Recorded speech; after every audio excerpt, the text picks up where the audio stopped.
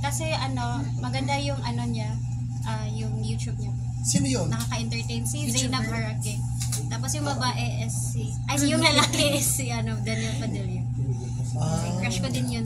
Teka muna, ilang minutes ang pagitan nyo? 5 minutes po. 5 minutes lang. Ang bilis lang pala. Ganun pala yung pag kung sinong nahuli, siya yung panganay. Pero sa amin, ang nauna, syempre, yun ang nauna. Naunang ipinanganak sa mundo. Oo. Yun ang panganay. Hindi ba kayo nahihirapan na lagi nakambal kayo pag umaalis kayo, or hindi ba kayo, wala ba kayong hirap na pinagdaanan bilang kambal? Parang sana hindi ko na siya kambal. Walang gano'n? Sometimes din po. Kasi same kami ng mga like mga susuotin, ganyan, sapatos, ganyan. Kaya parang sometimes naiirita kami. Parang, bakit parang palaging parehas, ganyan ba? yung parang ganyan. May pagkakataon ba na yung parang yung nakakatuwang nangyari sa inyo na pag tinatawag yung isa natatawag? Ayos, madami na times. Especially kay mama po, lagi niya po kami tinatawag na twins or kaluha. Kasi hindi niya alam yung specific name talaga. Example, Sheila and Sheena. Kasi nalilito pa rin siya. Until now? Until now. Grabe, nanay na yun. Lalo pa siguro ako. Ito na yung question ni Boss Vic sa kanila. Hindi kasi sa teleserye at saka sa project, di ba, nandun naman kayo, what if mauna si Sheena na magkaroon ng break? Sumikat. Okay sa'yo yun, Sheena. What if ikaw lang sumikat, tapos si Sheila hindi sumikat? Paano? And tanungin ko rin kay Sheila, paano pag ikaw ang unang sumikat na si Sheena hindi sumikat? So anong sagot mo doon? For me, yes po, okay lang sa akin. Lang din, support lang din at the same time. Kasi hindi naman huli ang lahat. Kaya kung ako yung mauna, okay lang din sa kanya. Tapos kung siya yung mauna, okay lang din Ikaw, sa akin. Sheila? Yeah, sa akin naman po okay lang kasi nag-support naman kami each other. And then, hindi naman kami parang may inggit sa isa't isa. So, we support each other. So, as much as possible, sana sabay, no? Sana sabay kami. Pag-pray natin. Sisikat. Diba, Miss Aida Patana? Sino ang nag-encourage sa'yo? Nanay niyo talaga yung nag-encourage sa'yo na pasukin ang showbiz? Yes po. Actually, actually po, passion din namin yung pagsasayaw or pagkakanta. Especially po kay mama din, siya yung nagpo-push sa amin mag-artista kasi may experience din siyang nag-artista dun sa Cebu City for like Bisaya industry. And she's been with showbiz na din po. 15 years. Manager talent ng mga artista for 15 years. Idol nila talaga si Mama. Producer pa, di ba? Okay. Punta ako doon sa medyo personal na buhay. Kumusta ang relationship ninyo sa inyong tatay?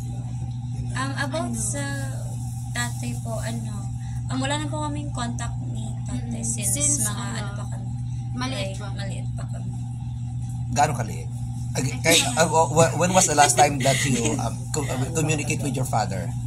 I think we're 15 at 15 years old or mga 9 years old. Yung first 9, di ba? Yung first niyang pag-alis is mga 9 years old kami or 8 years old. Tapos yung second beat up namin mga 15 na kami. 15 years old. Yan yung last namin. Huling na. May family ng ang papa nyo? Yes po. May sarili na din siyang family at may anak na din siya dun. I think mga sila, mga 5 or 4. Hindi kayo close ng kanyang mga bagong anak doon sa Ay, hindi po kasi wala na din talagang contact doon. Wala na kayong communication at all. Wala na communication. Bakit? Anong dahilan? Kasi hindi na kasi siya nagsusupport din sa amin nung na hiwalay na sila ni mama. Simula nung hiwalay. Since a child. Yes, since we were. So meaning may tampo kayo sa father niyo? Yes, wala po. All goods naman po lahat. Bakit parang wala po? Hindi yung totoo na Ano yung nararamdaman nyo ngayon? For me po, wala naman po kasi na-understand naman po yung side ng papa namin. So, we Kasi understand. financially, naghirap din siya doon. Kaya, we understand na lang po. Hindi siya nag-provide. Hindi nyo siya namimiss. Hindi din. Hindi Parang nila sometimes, naranasan na may magkaroon ng tatay, no? Since hindi din a kasi child. kami close pag yung maliit pa kami. Kaya, Yung mga ibang bata kasi gusto nila makilala ng at makasama ang father nila. Kayo ba parang hindi nyo pinangarap na makasama o makabanding man lang siya? Parang mabuo yung pagkatao nyo na, ito pala yung tatay niya. Walang ganun, walang sumagi sa Walang ganon sa inyo. Ano? Parang sometimes may gano'n na feeling. Parang gusto namin may daddy bonding or father bonding. Yak na si Tui. pero talaga, parang wala kasi siyang na contact at all. Kaya, No walang contact parang- at all. Hindi rin kayo nag-i-effort para makontak Oo. siya. May Facebook, may messenger. may- nag-effort din po. Kasi may mga times na busy din siya. Tapos kami busy din. before. So, walang mga time. So, Eh di, Kung makakausap niyo si papa niyo ngayon, Yan. anong unang sasabihin niyo sa kanya? Mauna mo na si Sheila. Sheila. Di ba nanonood siya ngayon sa inyo? message. Sheila mo na. hello pa, kamusta? If you're watching, I hope you're happy and I hope sana